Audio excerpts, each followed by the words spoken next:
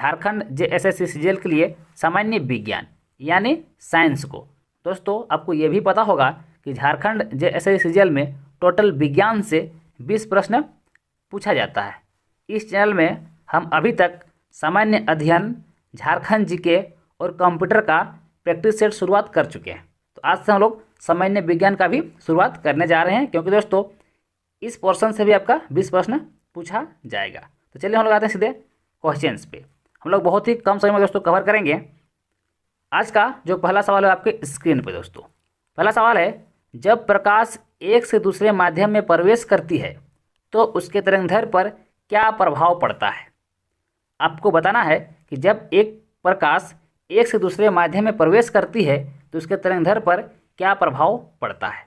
तो इस क्वेश्चन का राइट आंसर हो जाएगा परिवर्तित हो जाता है, यानी ऑप्शन नंबर पहला वाला, ऑप्शन नंबर पहला इस क्वेश्चन का राइट आंसर हो जाएगा।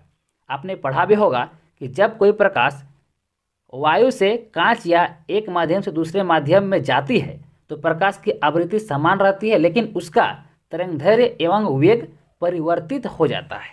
ये चीज़ आप कभी न कभी पढ़े होंगे।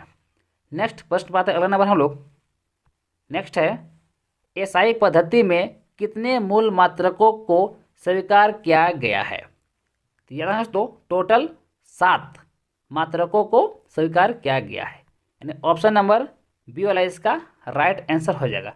7 कौन कौन है, एक लंबाई हो गया, दूसरा द्रव्यमान हो गया, तीसरा समय हो गया, चौथा विद्युत धारा हो गया, पांचवा ताप हो गया, छठा ज्यामितीय तीव्रता हो गया और पांचवा पदार्थ की मात्रा हो गया।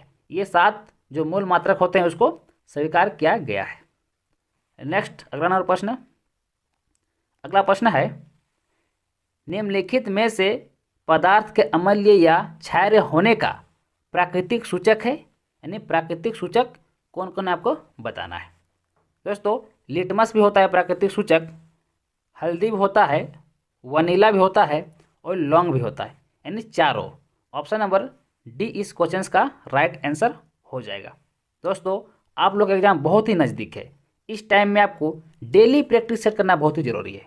अगर आप रूम में प्रैक्टिस सेट नहीं लगा पाते हैं या आप कहीं टेस्ट नहीं देते हैं तो कम से कम आप मेरे चैनल में जुड़े रहिए, ठीक है। इस चैनल में हम एग्ज़ाम से पहले कम से कम 20 से 25 सेट कवर करवाएंगे।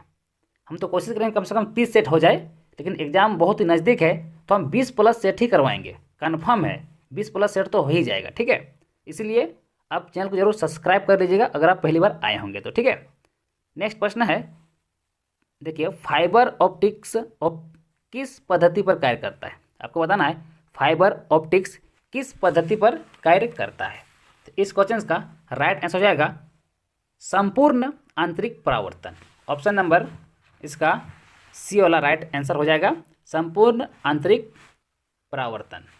नेक्स्ट आता है अगला नंबर, अगला है, बर्तनों को चमकीला बनाने के लिए उपयोग में लाया जाने वाला पदार्थ निम्नलिखित में से कौन है। दोस्तों इस क्वेश्चन का राइट आंसर होगा zinc oxide, zinc oxide. Option number B right answer हो जाएगा। नेक्स्ट है अगला नंबर प्रश्न, अगला है, मेढक के संबंध में निम्नलिखित में से असत्य कथन कौन सा है। मेढक के संबंध में पूछा जा रहा है, ठीक है। आपको असत्य बताना है, यानी गलत कौन सा दिया हुआ है। देखिए हम लोग को इसमें चारों देखना होगा। पहला है त्वचा से सांस लेता है, ये तो बिल्कुल ही सही है, ठीक है। बी में है शीत रक्त प्राणी है, यानी ये भी सही है। अगला है कयांतरण में आंत बड़ी हो जाती है, नहीं दोस्तों बड़ी नहीं होती है, छोटी होती है, ठीक है, छोटी होती है। अगला है उभयचर वर्ग के अंतर्गत आते हैं, ये भी सही है, यानी ऑप्शन नंबर सी इस क्वेश्चन का गलत आंसर हो जाएगा। यहाँ पर गलत ही पूछ रहा है, ठीक है, यानी ऑप्शन नंबर सी वाला इसका राइट आंसर हो जाएगा। नेक्स्ट आता है अगला प्रश्न, अगला है, निम्नलिखित में से कौन सी रसायन मच्छर भगाने वाली दवाओं में सक्रिय रूप से पाई जाती है। दोस्तों एलिथ्रिन। ऑप्शन नंबर बी वाला इसका राइट आंसर हो जाएगा। दोस्तों जो एलिथ्रिन होता है ये आपका पौधों से प्राप्त होता है ना, पौधों से प्राप्त होता है। तो इस क्वेश्चन का right answer option number B हो जाएगा। हम कोशिश कर रहे हैं बहुत ही कम समय में इसको कवर करने का, मात्र 10 मिनट के अंदर इसको हम कवर कर देंगे, ठीक है। क्योंकि आपको बहुत सारा सब्जेक्ट पढ़ना है, इसीलिए हम आपसे बहुत कम समय लेंगे, ठीक है। मात्र आपके पास 10 मिनट समय होगा तो आप इस प्रैक्टिस सेट को पूरा अंत तक देखिएगा, ठीक है। अगला है, एक कार्बन क्रेडिट का मान कितना होता है। आपको बताना है एक कार्बन क्रेडिट का मान कितना होता है। तो याद रखना है आपको 1000 किलोग्राम CO2। ऑप्शन नंबर जो है सी वाला इसका राइट आंसर होगा। नेक्स्ट है, मानव शरीर के भार का कुल कितना हिस्सा ऑक्सीजन होता है। अब बताना है मानव शरीर के भार का कुल कितना हिस्सा ऑक्सीजन का होता है या ऑक्सीजन उसमें होता है। तो रखना है 65%। ऑप्शन नंबर जो है डी, ऑप्शन नंबर डी वाला इस क्वेश्चन का राइट आंसर हो जाएगा। नेक्स्ट अगला प्रश्न है, निम्नलिखित में से कौन सम्मिलित नहीं है को बताना है, ठीक है। कौन सम्मिलित नहीं है। देखिए, जिस प्रकार मैग्नीशियम का संबंध आतिशबाजी से है, उसी प्रकार मैग्नीज का संबंध भी फर्टिलाइजर से है, ठीक है। टंगस्टन का संबंध भी इलेक्ट्रिक बल्ब से है, इसके अंदर पाया जाता है। आप देखे होंगे कि टंगस्टन का यूज किया जाता है, बल्ब में यूज किया जाता है, ठीक है। आगे है, तांबा का गैल्वेनीकरण, नहीं दोस्तों, तांबा से गैल्वेनीकरण नहीं होता है, जिंक से होता है। अब 10th में ही पढ़े होंगे, जिंक का परत चढ़ाया जाता है, ठीक है। जंग से बचने के लिए लोहा में जिंक का परत चढ़ाया जाता है, जिसको हम लोग गैल्वेनीकरण कहते हैं। तो यहाँ पर तांबा दे दिया है, जो कि यहाँ पर गलत हो जाएगा, ठीक है। तो क्वेश्चन पूछा सम्मिलित नहीं है, यानी ऑप्शन नंबर डी सम्मिलित नहीं है। नेक्स्ट अगला नंबर प्रश्न अगला है, फास्फोरस का कौन सा अपरूप अंधेरे एवं वायु में रखे जाने पर स्वतः जल उठता है। तो दोस्तों आपका श्वेत फास्फोरस, ऑप्शन नंबर बी में दिया हुआ है, श्वेत फास्फोरस। नेक्स्ट आते हैं अगला नंबर प्रश्न। अगला है, निम्नलिखित में से किसकी मात्रा अम्ल वर्षा में सबसे अधिक होती है। अम्ल वर्षा में सबसे अधिक होती है तो दोस्तों H2SO4, H2SO4 ऑप्शन नंबर जो है इसका बी वाला राइट आंसर हो जाएगा, यानी सल्फ्यूरिक अम्ल। नेक्स्ट आते हैं अगला प्रश्न है, सांस लेने एवं छोड़ने की क्रिया के दौरान कौन सी गैस की मात्रा प्रभावित नहीं होती दोस्तों। तो वह है नाइट्रोजन, ऑप्शन नंबर बी वाला इसका राइट आंसर हो जाएगा। नेक्स्ट है अगला नंबर, मानव शरीर में पाई जाने वाली सबसे छोटी हड्डी कौन सी है। सबसे छोटी, अगर सबसे छोटी पूछोगे दोस्तों तो जाएगा स्टेपिस, ऑप्शन नंबर ए वाला इसका राइट आंसर हो जाएगा। स्टेपिस कहाँ पाया जाता है दोस्तों, तो स्टेपिस कान में पाया जाता है, कान की हड्डी सबसे छोटी होती है, ठीक है। अगर ये सबसे बड़ा पूछेगा तो हो जाएगा दोस्तों फीमर, ये भी याद कर लीजिए, जब छोटा पूछा तो बड़ा ही पूछ सकता है, इसलिए फीमर। अगर पूछेगा सबसे बड़ी हड्डी क्या है तो फीमर, ये कहाँ पाया जाता है, तो ये जांघ में पाया जाता है, ठीक है, ये जांघ में पाया जाता है। चलिए चलते अगला प्रश्न। अगला है नेक्स्ट नंबर प्रश्न, हम लोग 20 प्रश्नों कवर करेंगे, क्योंकि आपके एग्जाम में 20 प्रश्न ही पूछा जाएगा, और ये हम सेट करवा रहे हैं, ये जितना नंबर का पूछता है एग्जाम में उतना ही मार्क्स का हम यहाँ पर प्रैक्टिस सेट करवा रहे हैं, ठीक है। देखिए अगला प्रश्न है, निम्न पर विचार कीजिए। आपको यहाँ पर 2 दिया हुआ है कथन, उसमें आपको विचार करना है।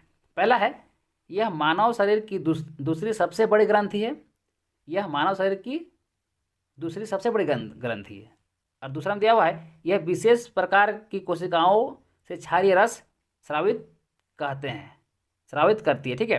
तो उपयुक्त कथन निम्न में से किससे संबंध है। तेरा दोस्तों अग्नाशय से संबंध है, ऑप्शन नंबर डी वाला इसका राइट आंसर है दोस्तों अग्नाशय। नेक्स्ट आता है प्रश्न